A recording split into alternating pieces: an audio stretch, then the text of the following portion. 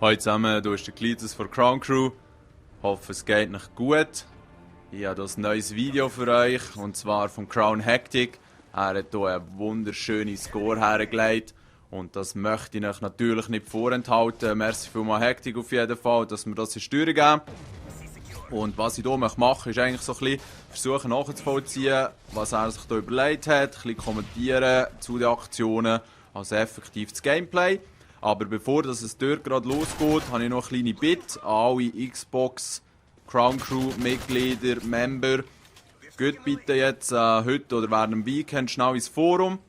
Und dort hat es einen Crown internen Bereich und dort ist eigentlich das oberste Thema, das ich unbedingt und gerne mit euch anschauen möchte.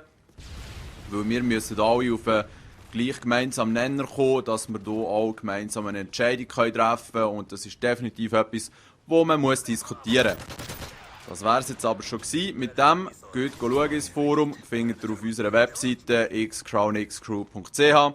Wie gesagt, nur für die Xbox 360 Member gilt der Aufruf.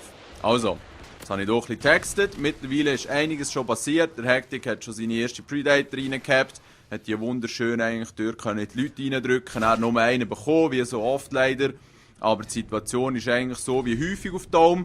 Man hat das A und das C und der Gegner verkackt es eigentlich im B. Die werden durchgespawnt, werden abkassiert beim Rausgehen. Da haben wir auch eine wunderschöne Position, wenn man drüber und auch drunter ballern kann. Und der Hectic macht sich das hier zu nutzen, dass man weiss, dass der Gegner mit höchster Wahrscheinlichkeit eben im B spawnt und auch dementsprechend da raus muss kommen.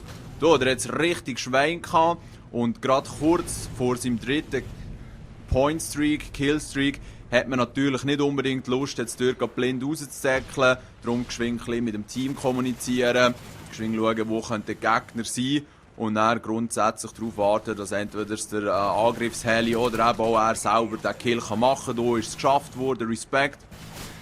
Auch wenn ich ein bisschen warten musste, ich finde eben immer, es gibt nichts Frustrierenderes, als so kurz vor einem geilen Killstreak zu sterben. Und darum ist es eigentlich im eigenen Interesse, schnell ein bisschen zu chillen. Es schont auch die Nerven, wenn man nicht einfach blind raussäckelt. Das ist sicher einer der meisten Gründe, wieso ich es immer wieder verkacke. Weil ich einfach nicht mal warte, sondern lieber rumziehen. Und so wird man halt irgendeinen vor der AC oder eben vor dem Reaper noch abkassiert, wo man dann muss sagen, wäre eigentlich nicht nötig gewesen. Anyway, wir sind unten beim C. Sie gehen für eine totale Dominierung vom gegnerischen Team, was natürlich vorteilhaft ist. Gerade wenn der Gegner so schlecht ist, dann ist das Game schnell durch. Jetzt haben sie sich aber schon das B geschnappt. Und andererseits ist es immer ein bisschen problematisch. Ich habe das ja schon mehrmals erzählt, wegen des Spawns. Wenn man alle 3 Flaggen hat im Domination, kann man schlecht sagen, wo der Gegner als nächstes rauskommt. Und das kann definitiv ein Problem sein, wenn man ein bisschen voraussagen will, wenn man ein bisschen bereit sein will, wo kommt der Gegner her, dann ist das schon hilfreich, wenn man eben eine Flagge lässt. So wie sie jetzt das hier machen. Aber zum Teil, wenn das gegnerische Team eben wirklich schlecht ist, kann man es auch mit totaler Dominierung vorwärts treiben, dass das Game nicht allzu lang geht. Es gibt ja immer noch einen Point-Streak, wenn man die Flaggen einnimmt. Also das ist für gewisse auch eine Motivation. Und was jetzt natürlich auch sehr motivierend ist, auch wenn der Hectic nicht gerade den besten Platz hat ausgewählt zum Herliegen, er ist dort sehr exponiert und kann sich auch selber treffen gegebenenfalls. Aber das spielt gar keine Rolle, weil er das dort schon einiges abkassieren konnte, hat in den offenen Bereichen gut punkten, aber dort beim C gibt es eben nur ein kleines Löchchen, wo man reinschießen kann. Und auch beim B ist es nicht immer einfach, dort reinzutreffen. Jetzt haben sicher gewisse schon gesagt, dort hat er auch reinzoomen. Aber wie gesagt, es ist nicht wirklich ein Vorteil. Jetzt vielleicht ist noch aufgefallen, gerade wenn er wieder in seinen Charakter ist zurückgekommen, aus dem Reaper, hat er geschossen. Und das passiert mir eben auch noch häufig. Da bist du irgendwie in der AC drin oder halt eben im Reaper irgendwann am rauspfeffern, plötzlich wirst du runtergeschossen, es ist fertig. Und keine Ahnung, man war halt noch am Baller gewesen. Und so drückt man oder zieht man halt den Rechttrigger und der wird mit der Waffe geschossen. Und wenn man dann keinen Schalldämpfer drauf hat, wird einfach seine Position verroten. Und das muss ich sagen, ist eigentlich ein bisschen unglücklich. Das hätte man ein bisschen anders lösen sollen, dass man entweder besser darauf hingewiesen wird, dass jetzt fertig ist. Ja, ich weiß nicht, dass man einfach nicht so rausgerissen wird. Weil wenn man dann gerade wieder in seinem Charakter ist, man schießt und ein Gegner steht nebendran, der einen bis jetzt noch nicht gesehen hat, wird er jetzt sicher auf einen aufmerksam und das ist ein bisschen schade. Aber eben, man kann sich auch genug konzentrieren und dann sollte das nicht passieren. Es ist auf jeden Fall cool, dass ich nicht der Einzige bin, der aber die Problematik hat, das muss ich schon sagen. Und ja, ihr seht, das gegnerische Team wird wieder voll dominiert. Jetzt haben wir gerade genau so einen Spawn. Ich nehme an, der Typ ist gerade hinter ihm gespawnt erlebt, der einfach nicht vorauszusagen war. Und so, ja, muss man eigentlich fast seine Hosen runterlassen und wird dann unnötig gefickt, nur weil man jetzt alle 3 Flaggen hat. Habt ihr den Penner im Ecken gesehen? Eine schöne Campersau eventuell wäre das gewesen. Aber ja, es ist leider eben normal. Ihr müsst das mal aus einer psychologischen Perspektive anschauen, wenn ihr das könnt.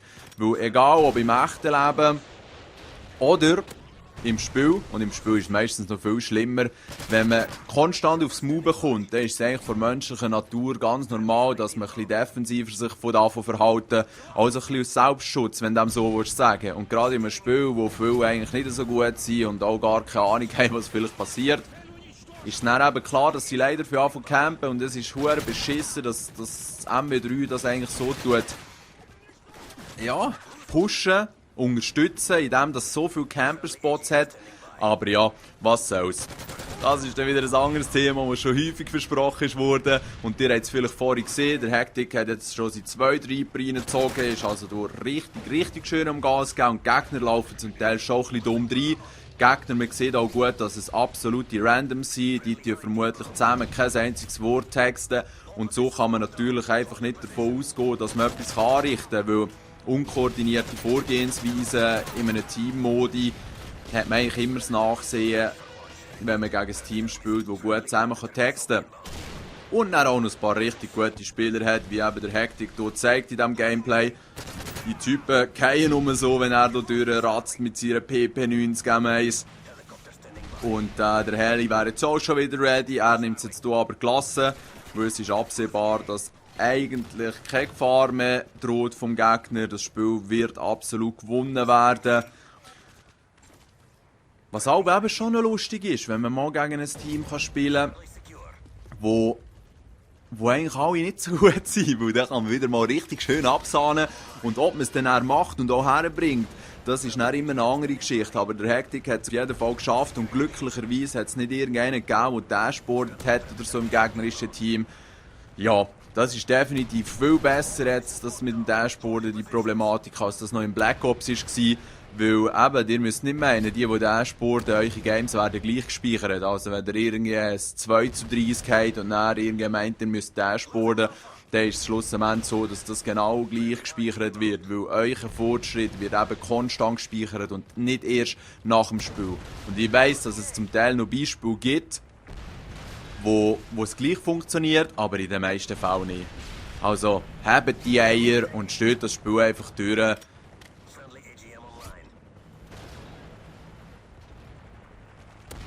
Nicht dashboarden. Ist aber eine Message an Gegner, wenn sie so aufs Maul bekommen. Und ja, innerhalb oder sitzend in seinem 3. Reaper hat der Hectic das noch schön mit der Killcam hier beendet, das Game.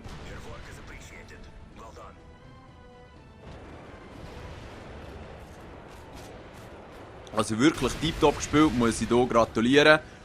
Und ja, jetzt seht ihr noch den Score, 42,4, sehr respektable Leistung. Hoffe, hat euch gefallen und wünsche euch einen schönen. Ciao zusammen.